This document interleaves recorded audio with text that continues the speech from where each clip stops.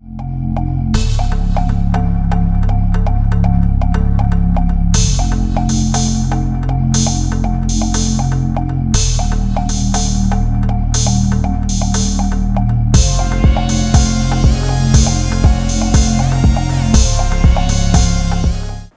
doesn't come from what you do occasionally. It comes from what you do consistently. नमस्कार, मैं हूँ रेशम और आप देख रहे हैं DNP इंडिया। जैसे कि हमें पता है कि सक्सेस का कोई सीक्रेट नहीं होता. It's all about hard work, passion and learning from your failures.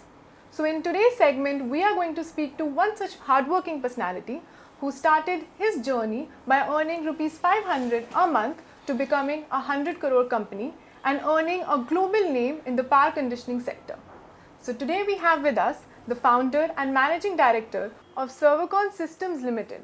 So first of all, sir, thank you कि आपने हमारे शो पे आए and like I am sure हमारे व्यूअर्स तो आपसे बहुत कुछ सीखेंगे ही. मैं पर्सनली भी आपसे बहुत कुछ सीखूंगी. शुक्रिया आपका. तो सर जैसे कि हमें पता है आपकी जो नाम है वो ग्लोबली, इंटरनेशनली एंड इंडिया में तो बहुत अच्छा ही इट्स डूइंग वेरी वेल. तो मैं आपसे कुछ पूछने से पहले मैं चाहूँगी कि आप हमारे व्यूअर्स को बता दें अपने प्रोडक्ट रेंज के बारे में. सर्वोकॉन जो अभी पावर कंडीशनिंग में काम कर रहा है, इसमें हम लोग सर्वो वोल्टेज स्टेबलाइजर जो अभी इंडिया में नंबर 1 है और इसे वोल्टेज को कंट्रोल करता है.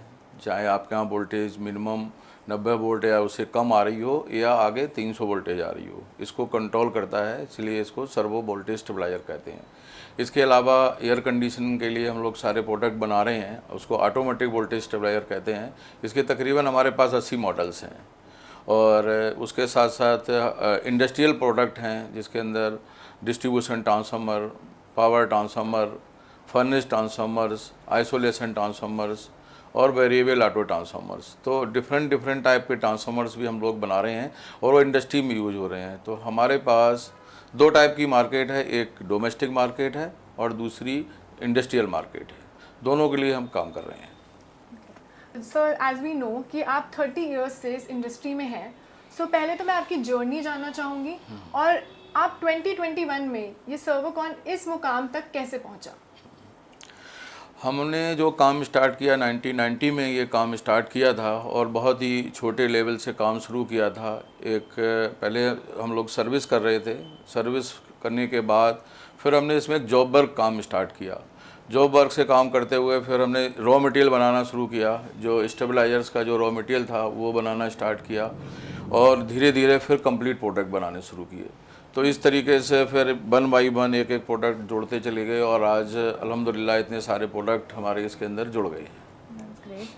सो सर इनिशियली आपको इस बिज़नेस का, क्योंकि उस समय इतना नहीं एडवांस नहीं थी टेक्नोलॉजी भी एनीथिंग, तो आपको ये आइडिया कहाँ से आया. नहीं, जहाँ पे हम सर्विस कर रहे थे तकरीबन इसी टाइप के सिमिलर प्रोडक्ट बन रहे थे, लेकिन उस वक्त उनके यहाँ थोड़े से प्रोडक्ट बन रहे थे, तो वहीं से हम लोगों ने नॉलेज लिया. फिर बाकी हम ये कहेंगे ये गॉड गिफ्ट है. फिर जैसे जैसे आगे जर्नी बढ़ती गई, अच्छे लोग मिलते चले गए, उसमें हम प्रोडक्ट भी जोड़ते चले गए. तो पहले जो हमने प्रोडक्ट रॉ मटेरियल के लिए एक स्पेयर पार्ट जोड़ा था, उसके बाद उसको कंप्लीट प्रोडक्ट किया. कंप्लीट प्रोडक्ट करने के बाद फिर डिफरेंट अलग अलग और प्रोडक्ट जोड़े. तो एक काफ़ी बड़ा हमारे आज बास्केट के अंदर बहुत सारे प्रोडक्ट हैं. जो इंडिया में इतने प्रोडक्ट किसी एक छत के नीचे नहीं बनते जितने प्रोडक्ट हम लोग बना रहे हैं अभी. That's great. So सर आपके सर्वोकॉन नाम के पीछे की कहानी, I really want to know that. Servokon के नाम के पीछे की कहानी बस यही है कि एक तो जो सर्वो है, हमने अभी आपको बताया था कि जो सर्वो स्टेबलाइजर है, तो उसको वो सर्वो वर्ड वहाँ से लिया है और कंट्रोल करता है वोल्टेज को बेसिकली. तो इसलिए कंट्रोल को कौन से जोड़ दिया, तो इस तरीके से वोल्टेज को कंट्रोल करने वाला, तो वो सर्वोकॉन हो गया. सर आपकी ये कितनी बड़ी कंपनी है और यहाँ तकरीबन कितने लोग हैं आपके साथ इन्वॉल्व. अभी हमारे यहाँ तकरीबन 500 लोग सारे मिला के काम कर रहे हैं, जैसे सर्विसिंग में, मार्केटिंग में और सारा पूरा मैन्युफैक्चरिंग में जितना स्टाफ लगा हुआ है, तकरीबन 500 लोग अभी यहाँ पे काम कर रहे हैं. और जो सारे डिफरेंट अलग अलग पूरे नॉर्दर्न इंडिया में सारे लोग अलग अलग प्लेसों पे.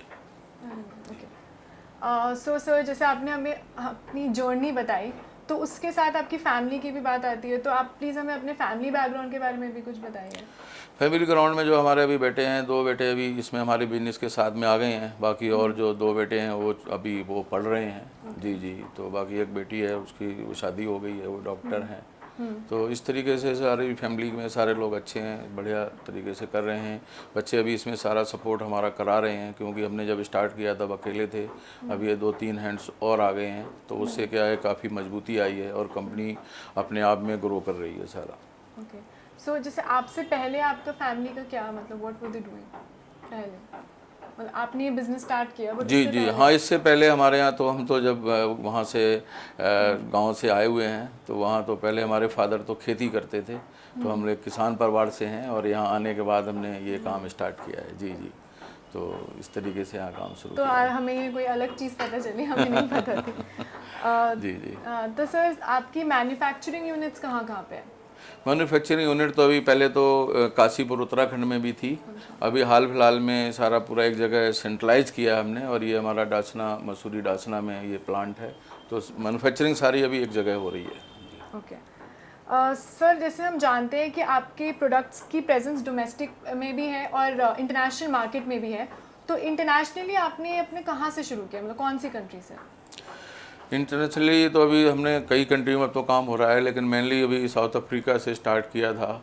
तो वहाँ पे अभी काफ़ी इन प्रोडक्ट की काफ़ी अच्छी डिमांड है, तो क्योंकि सेम प्रोडक्ट हैं और डेवलपिंग कंट्री है और वहाँ वोल्टेज की काफ़ी दिक्कत हो रही है, तो अभी हमें वहाँ से करते हुए भी और काफ़ी कंट्रीज़ में ये काम स्टार्ट किया है, और फोकस भी अभी हमारा इंटरनेशनली है कि मैक्सिमम हम लोग जो ना एक्सपोर्ट की तरफ जाएँ, तो उस पर काम करें। तो साउथ अफ्रीका में मतलब पूरी कंट्री में वहाँ जैसे आपने बोला प्रॉब्लम है पावर की, या फिर? हाँ, लगभग काफ़ी प्रॉब्लम्स है, क्योंकि वहाँ तो छोटी छोटी काफ़ी सारी कंट्रीज हैं और वोल्टेज की सब जगह प्रॉब्लम है बेसिकली। वोल्टेज के साथ। जी जी। और सर जैसे आपने इंटरनेशनल मार्केट सेट किया, तो आपके हिसाब से मैं आपका व्यू पॉइंट जानना चाहूँगी कि इंटरनेशनल और इंडियन मार्केट में आपको डिफरेंस क्या लगा? देखो, इंडियन मार्केट में क्या है कि यहाँ कंपटीशन काफ़ी ज़्यादा है, क्योंकि छोटे प्लेयर भी हैं, काफ़ी सारे लोग हैं जो क्वालिटी पे ध्यान नहीं देते हैं, सिर्फ रेट्स पे ध्यान देते हैं, तो उनको इस पर फ़र्क नहीं पड़ता है कि चलो अभी हमने तो अभी उनका मेन छोटे मैन्युफैक्चरर है, उनका मकसद ये होता है कि चलो हमने तो मटेरियल अपना बेचना है, और उसके साल के बाद के अगर ख़राब भी होगा तो उन्हें अपनी दुकान बंद करके दूसरे के चले जाएंगे। लेकिन एज ए ब्रांड हम उस काम को नहीं कर सकते हैं, क्वालिटी से कोई कंप्रोमाइज़ नहीं है। साथ में क्या है, हमारी सर्विसिंग वगैरह हमें बहुत बेटर करके देनी पड़ती है। तो यहाँ पे जो डोमेस्टिक मार्केट के अंदर अभी काफ़ी ज़्यादा कंपटीशन है, और इंटरनेशनल की अगर हम बात करते हैं तो वहाँ एक तो क्वालिटी, फिर एक कंपनी का साइज़, फिर आपके प्रोडक्ट, बहुत सारी चीज़ें हैं जिसमें आम आदमी की पहुँच से एक्सपोर्ट बाहर है। फिर फंड्स भी हैं और भी बहुत सारी चीज़ें शामिल होती हैं, एक ब्रांड भी शामिल इसके अंदर होता है, जो इंटरनेशनली लोग देखते हैं, सर्च करते हैं, तो इंडिया में अगर जो अच्छे ब्रांड हैं, लोग कोशिश करते हैं कि हम उन्हीं के साथ काम करें।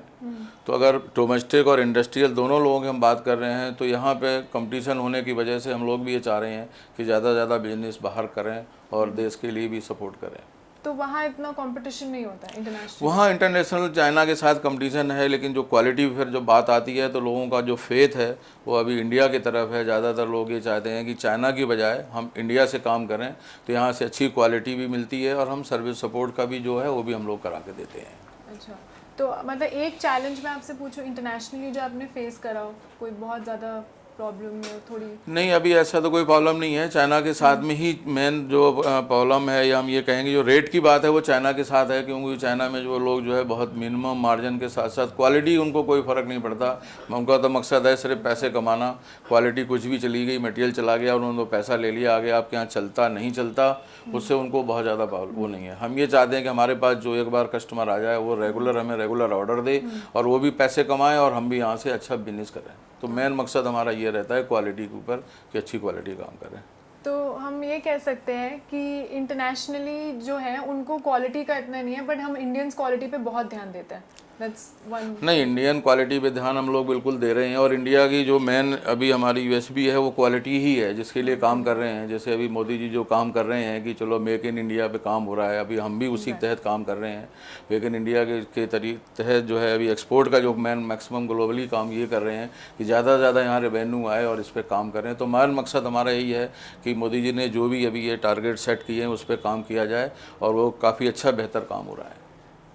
सो सर, आपकी कंपनी का सबसे बड़ा प्रोडक्ट और ऐसा product that is doing really well, उसके बारे में आप कुछ बताएंगे? जैसे अभी हमने आपको बताया था कि अभी सर्वो स्टेबलाइजर जो है हमारा नंबर 1 ब्रांड है, बहुत अच्छा प्रोडक्ट है, उसकी पूरी वाइड रेंज भी है। लेकिन अभी जो अब मेन फोकस अभी कंपनी जो कर रही है वो ट्रांसफॉर्मर्स पे कर रही है। एक्सपोर्ट में भी हम लोग मैक्सिमम जा रहे हैं जो ट्रांसफॉर्मर पे काम करेंगे, क्योंकि ट्रांसफॉर्मर एक ऐसी चीज़ है जो बेसिक नीड है। अभी आप इंडस्ट्री में होटल, हॉस्पिटल, बिल्डिंग्स, आप कुछ भी बनाएंगे तो सबसे पहली सीढ़ी है जो आपको ट्रांसफार्मर लगाना पड़ेगा, क्योंकि बगैर बिजली के तो आप कुछ कर नहीं सकते। और बिजली अगर आपने कनेक्शन लेना है तो आपको ट्रांसफार्मर कंपलसरी आपको लगाना ही पड़ेगा। तो मेन हमारा ये है कि अभी हम लोग ट्रांसफार्मर पे फोकस कर रहे हैं, और उसके साथ कंट्रोल जब ट्रांसफार्मर लग जाता है, फिर अगर वहाँ वोल्टेज कम या ज़्यादा आती है तो फिर वहाँ पे सर्वो की ज़रूरत होती है, फिर वो हम वोल्टेज को कंट्रोल करते हैं।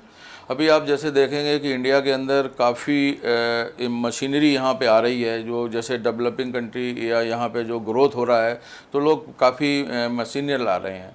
तो वो उस मशीनरी में क्या हमेशा हमें वोल्टेज की, एक्यूरेट वोल्टेज की ज़रूरत होती है। कोई भी मशीन को चलाने के लिए हमें एग्जैक्ट 400 वोल्टेज चाहिए। अगर वहाँ वोल्टेज में वेरिएशन आता है तो उनके प्रोडक्शन में भी वेरिएशन आएगा। जैसे अगर स्पीड पे डिपेंड करता है, अगर हमारी वोल्टेज कम होगी तो उसकी स्पीड कम रहती है, और अगर स्पीड वोल्टेज ज़्यादा आएगी तो स्पीड तेज़ हो जाती है। तो उसको मशीन को कंट्रोल करने के लिए हमें सर्वो वोल्टेज क्लियर उसमें लगाना कंपलसरी होता है, जिससे वोल्टेज बिल्कुल हमेशा कांस्टेंट आएगी। जब कांस्टेंट वोल्टेज मशीन चलेगी तो उसकी जो प्रोडक्टिविटी है, जो क्वालिटी है प्रोडक्ट की, वो भी बहुत अच्छी आएगी। तो इसलिए एक हमारा ये एक न्यूट्रल प्रोडक्ट है, एक कॉमन प्रोडक्ट है कि इसके बगैर आप कोई इंडस्ट्री नहीं चला सकते। आपने अगर कोई इंडस्ट्री लगाई है तो आपको हमारे साथ में जुड़ना ही पड़ेगा। सर, जैसे मुझे पता है कि आपका जो क्लाइंट बेस है it's like top notch, but मैं चाहूँगी आप हमारे व्यूअर्स को भी बताएं अपने क्लाइंट बेस के बारे में। क्लाइंट बेस में अभी हम लोग गवर्नमेंट के साथ में करीब 30% गवर्नमेंट सेक्टर में काम कर रहे हैं। बाद बाकी अभी जो PSU हैं, जैसे NTPC है, ONGC है, और रेलवेज़ है, BHEL है, जो अभी काफ़ी बड़े ब्रांड हैं, उसके L&T है, और जो इसके रिलेटेड जितने इंडियन ऑयल्स हैं, भारत पेट्रोलियम है, तो बहुत सारे जो प्रोडक्ट हैं उसमें अभी हम काम कर रहे हैं। तो इसके साथ साथ जो प्राइवेट सेक्टर हैं, जैसे बहुत बड़े जो बिल्डर्स हैं, क्योंकि हर बिल्डर के यहाँ भी ट्रांसफार्मर्स लगते हैं, तो बिल्डर्स भी हो गए। तो हम कॉमन मिला के काम कर रहे हैं कि अगर सारा गवर्नमेंट में भी काम करते हैं तो उसमें क्या होता है कि आज टेंडर है, आज काम है तो ठीक है, कल काम नहीं है तो फिर रुक जाएगा। प्राइवेट सेक्टर में काम करने से ये फ़ायदा है, अभी हमारे करीब 3000 डीलर नेटवर्क है तकरीबन। तो वहाँ पे कि ये हमेशा काम आना ही आना है। जहाँ 3000 लोग हमारे जुड़े हुए हैं तो उनको ने तो बिज़नेस करना है, तो वहाँ से कंफर्म बिजनेस आएगा। साथ में गवर्नमेंट का बिजनेस आता है तो हम दोनों लोगों को कंबाइन करते रहते हैं। इसके साथ साथ थर्ड में क्या है कि भी हम एक्सपोर्ट में जा रहे हैं। तो इसलिए कंपनी का जो बेस है वो सबसे बड़ा बेस यही है कि ये हमारा कंफर्म बिजनेस है, जो रिटेल वाला बिजनेस है। अब जब इतना बड़ा अगर नेटवर्क है तो ये हमेशा 10 से 15%, 20%, इस साल तो हम लोग करीब 30% से ज़्यादा ग्रोथ में जा रहे हैं। तो ये रिटेल वाला है। गवर्नमेंट का क्या होता है, ये बाई लक होता है कि अभी कुछ काम मिल गया, कल पता नहीं मिलेगा कि नहीं मिलेगा। तो इसीलिए हम एक्सपोर्ट पे जा रहे हैं और डोमेस्टिक मार्केट को मेनली देख रहे हैं। सो सर, जैसे 2021 में बहुत सारी चीज़ चेंज हो रही है, एक्चुअली 2020 से ही स्टार्ट हो गई है, तो आप अपने क्लाइंट्स की चेंजिंग डिमांड्स को कैसे पूरी करते, कैटर करते हो? नहीं, अभी जैसे कोविड आने के बाद तो बहुत कुछ चेंज हुआ है, तो उसके अंदर कुछ बढ़िया अच्छे बिजनेस के भी ऑप्शन निकले हैं।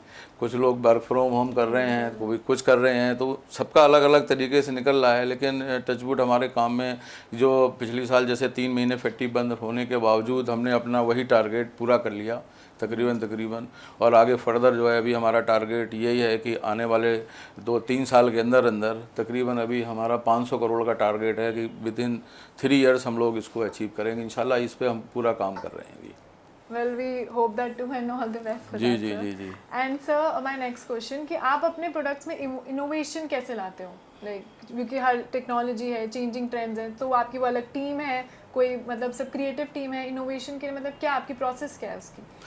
या इनोवेशन के लिए क्या है कि मार्केट के डिमांड के हिसाब से हम लोग काम कर रहे हैं, प्रोडक्ट को जोड़ रहे हैं। अभी जैसे विंटर की अगर हम बात करते हैं तो अभी पिछले 2 साल से हमने सारे गीजर्स की पूरी रेंज जोड़ी है, अप टू 500 लीटर्स 50 लीटर्स तक। उसके अलावा रूम हीटर्स जोड़े हैं। तो सीजन में क्या होता है कि जैसे हमारा ये जो बिज़नेस है ये मोस्टली 80% बिजनेस जो है ये समर बिजनेस है। तो उसके बाद में जब विंटर आता है तो ये हमारे मार्केटिंग के लोग खाली हो जाते थे, तो उसकी वजह से जैसे अभी हमने यहाँ पे गीजर और ये रूम हीटर जोड़ने से काफ़ी हद तक वो लोग उधर कवर हो जाता है। तो जैसे जैसे बाज़ार में जो डिमांड आती है उस पर हम लोग सोच रहे हैं, और फ्यूचर इसके रिलेटेड जो भी और मार्केट में जो हमें ज़रूरत पड़ेगी तो इसमें हम और प्रोडक्ट जोड़ते चले जाएंगे और इसमें ज़्यादा से ज़्यादा अपनी बास्केट को बड़ी करते चले जाएंगे। ओके। लोग मुझे विलन कहते हैं, लेकिन पहचान बनाना एक दिन का काम नहीं, बरसों की मेहनत और लगन तब जाकर बनता है नाम। जैसे सर्वोकॉन 25 सालों के भरोसे के साथ भारत के सबसे बड़े सर्वो वोल्टेज स्टेबलाइजर निर्माता। सर्वोकॉन रखे सब कंट्रोल में। सो ये गीज़र आपने अभी इसी साल अपने इंट्रोड्यूस करे हैं? नहीं, गीजर हमें ये तीसरा साल है, पिछली साल हाँ तीसरा साल है गीजर का। तो काफ़ी अच्छा रिस्पांस मिल रहा है, क्योंकि अभी मैक्सिमम जो गीजर है वो नॉर्थ इंडिया में उसकी कंजम्पशन होती है।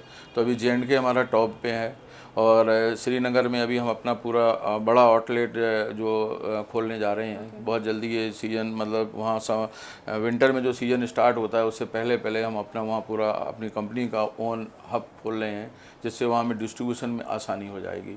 तो मेन हम टारगेट अभी J&K वो कर रहे हैं कि वहाँ काफ़ी 370 के बाद में वहाँ काफ़ी हालात जैसे अभी बदले हैं, तो उन चीज़ों को देखते हुए वहाँ मार्केट के जो रिसोर्सेज हैं वो काफ़ी ज़्यादा बढ़े हैं।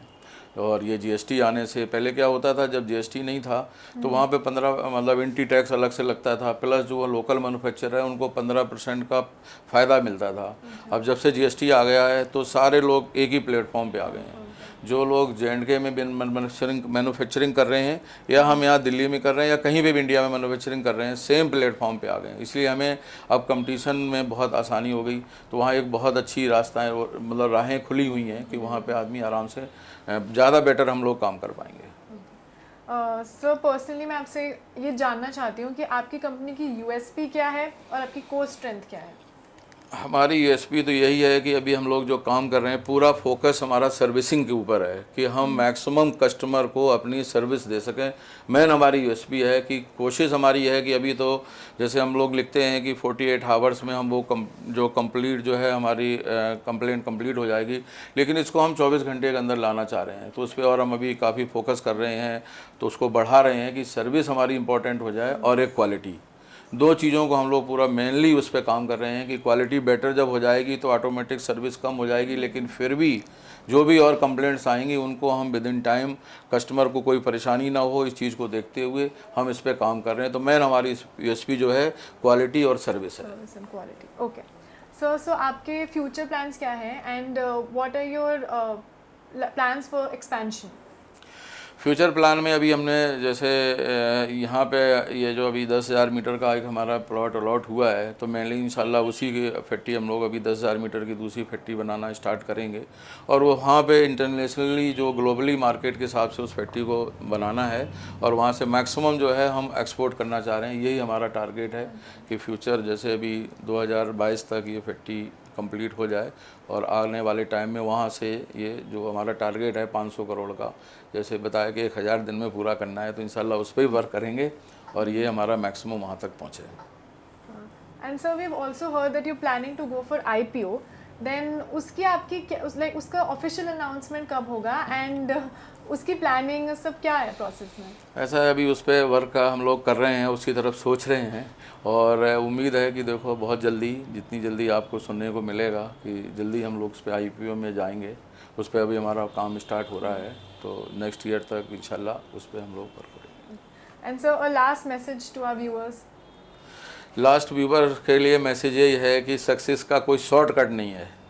आपको अगर सक्सेसफुल बनना है तो उसके लिए आपको मेहनत करनी पड़ेगी, ईमानदारी से आपको काम करना पड़ेगा, लोगों की बात को सुनना पड़ेगा, और उनको सेवा देनी पड़ेगी।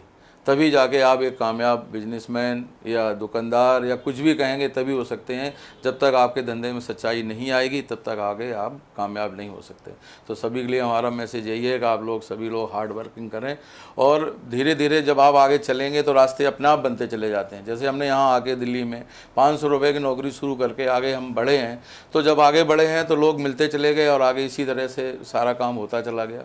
तो यही मैसेज है कि आप सब लोग मेहनत से काम करें, ईमानदारी से काम करें, इंशाल्लाह सभी को कामयाबी ज़रूर मिलेगी। Thank you for speaking to us sir. So good service, quality and do not go for shortcuts is a mantra that sir taught us in today's segment. So thank you for watching our channel and watching this segment. So please do like, share and subscribe to our channel, the DNP India, and follow us on Instagram, Twitter and Facebook as well. Thank you.